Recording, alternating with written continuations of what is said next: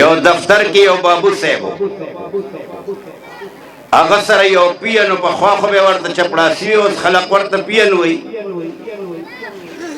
بابو صاحب دې پیان ته وایي چې هلکه بازار ته لاړ شه، سبزي راوړه. وی صاحب څه راوړم؟ وی نن خو د کور والا تقاضا دا ده چې کدو پوخ کړو. خو هلکه وی ګران نه ونړی، ګوره تپوس وکړه چې ارزان نړی. وی ښه. پیان غریب تللی دی بازار کې معلومات کوي چې کدو والم ګرانې وانخلم، بابو صاحب خفه نه شي، بجټ کې فرق را نه شي.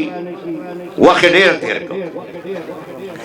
بابو صاحب نه هیر دی چې ما خو دا پیان لېږلی دی بازار ته، د هغه ضرورت پېښ شوی دی او په ټلی باندې ګوتې ښودې دي، لګیا دی ټنګه ټنګه ټنګه ټنګه. سړي پته نه لګي چې وخت ډېر تېر کو راغی. بابو صاحب غصه دی، یو غړه مې پې باندې نارې کړې، ورته وی چېرته تللی وې؟ په پیان غریب باندې دونه هیبت راوسته چې هغه ورته وایي کدو صاحب بابو له تللی ومه، کدو صاحب بابو له تللی ومه. ویل ورته دا غواړي چې بابو صاحب کدو له تللی وم که نه، خو د هیبت د وجې نه وایي کدو صاحب بابو له تللی وم.